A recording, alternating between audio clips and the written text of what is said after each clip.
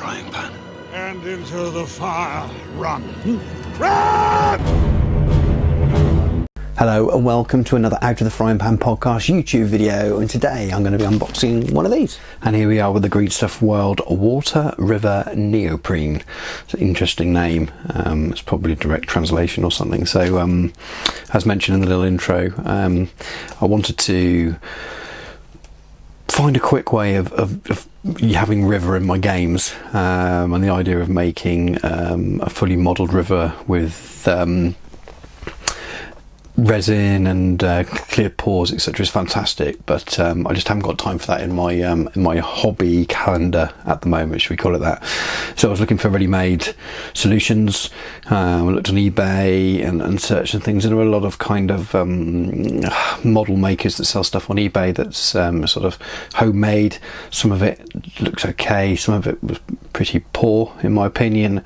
I did order some roads like that, which you get to arrive, but they looked okay as roads, and I feel I could finish them off nicely with a few extra bits, whereas rivers, I just feel like they needed a lot of work in terms of time. Doesn't mean I won't go back to it at some other point. Now, I wouldn't normally look at 2D terrain, which is what this is, but I feel with it's a river, it doesn't worry me so much. But let me see what you get. So this was on offer.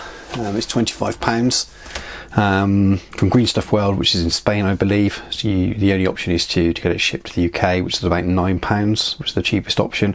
Arrived really quick. It's about 3 days from purchase. So you're looking sort of £34 in total, but it does come a lot. So it's high quality 2D neoprene terrain tiles.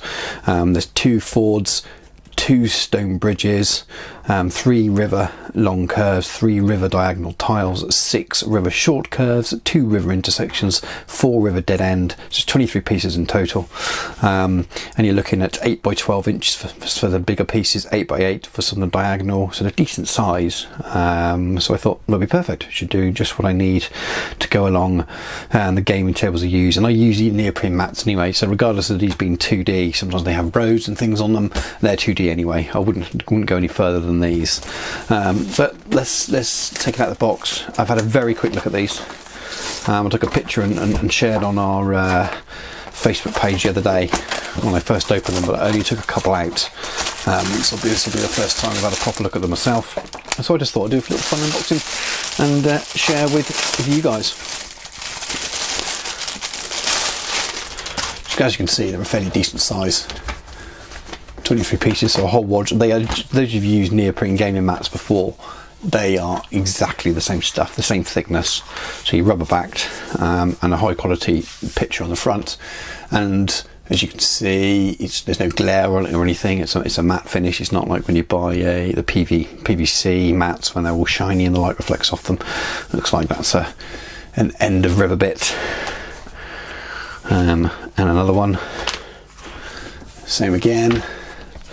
And again, so that's 4 of those sections. These look like the T sections. A couple of those curves. 3, 4, 5, 6. Diagonal, I guess what they mean. So I just suppose your ways of changing the angle of the way the river runs across your board. Now, if I planned this ahead, I would have set up a 4x4 and played around with layouts to give you guys an idea. But as you can see, there's a lot here. It should cover 1 table easily. You probably get 2 tables worth of river at this. So you said you purchased these for an event or something. Slightly bendy. I mean, they're not very wide. So I bought this in mind of playing Buckleberry Ferry scenario. And I've built a little Buckleberry Ferry, which I'll show you shortly. There's a ford there. Bridges. These I may not use. For me, this is pushing the 2D a little bit. I suppose the flat bit's fine. It's like having road. It's these little raised bits, but I suppose you could put a small section of wall or something if you wanted to make them more 3D and use the 2D bit. This is where I kind of close to where I cross the line. The road's fine because that's the same as on a 2D gaming mat. On the wall sections, if they're going to be walls, I'd want them to be walls, so to speak. But the rest of it you can kind of get away with. If you're used to using mats, that's what you see. Quality wise, it's really, really good, really fantastic stuff. And I wasn't aware of anyone else doing it until the other day. Up on my Twitter feed, Tiny War Games, something popped up in a tweet, and I think they do 4 foot, or it might even be 6 foot of maybe 12-inch wide, I can't remember, rivers and row sections. I think they're just straight, but they look like another option as well, especially if you just want sort of one straight river. But there should give me some options. Let me just grab my got a little section here of 2 by 2 foot mat that I used for when I played a game online the other day. We'll see what these things look like when they're placed across. Just a normal neoprene mat. I think it's going to look fine for game. I mean, obviously we're not going to get very far because it's such a small bit visible, but you know, I think that's going to be. Sorry, we're zoomed out as far as I can go with the bracket. I've got to go above my table, but I think they look pretty good. I'm quite impressed with them. Like I said, I think for the amount you're given, you could probably service a couple of gaming tables with them. So for an event, if you didn't want to go straight across the diagonal or something, so a little bit in the corner. Pretty versatile, should do the job I need.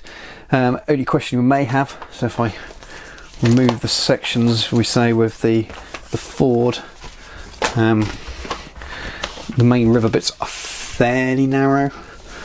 And if I was to be playing Bucklebow Ferry, and I've made this little model out of, you won't be able to see it very well, I'll try and hold up the camera in a minute, little model out of leftover Palisades bits, and this is the ferry. Hopefully that's focusing. Obviously you've not got far to go, have you? But we can, you can suspend some, use your imagination a little bit, maybe push the little jetties that I've made a bit further back, and hopefully it will serve the purpose in the game. I need to read the scenario again to fully check, but I'm happy with that. I'd make it work. It still looks good on the table, and my total planning time for this, bearing in mind that I've already got mats, I've already got trees and hills and all the other things I need for that scenario, was a purchase of this set from Grease Stuff World, and it took me, including painting time, probably about 2 hours to knock up this little Buckleberry Ferry. And I can play that scenario now, and that was the key really. It's quite a small scenario, and as much as I love Quest of the Ringbow and I want to try as many other things as possible, you know, for a small scenario I don't want to spend days and days making the bits. I've got enough work to go into the Moria board and painting a Moria army, which will turn into a Moria Legendary Legion. But I'd recommend these. They're pretty cool. Anyone that's happy with a 2D river, great. I think they do lava and stuff as well. Couldn't see anything else there at the moment, but they're on offer at the moment. I think there's about £5 off, so £25. Grease Stuff World. Definitely recommend them. Well, I hope that was of some use to some of you. I definitely recommend it if you are happy to spend that kind of money on some terrain. It's definitely saved me time, and time's quite important at the moment when I want to play those new scenarios, as mentioned, and it will definitely be useful in the future. Out of the frying pan and into the fire. Run! Run!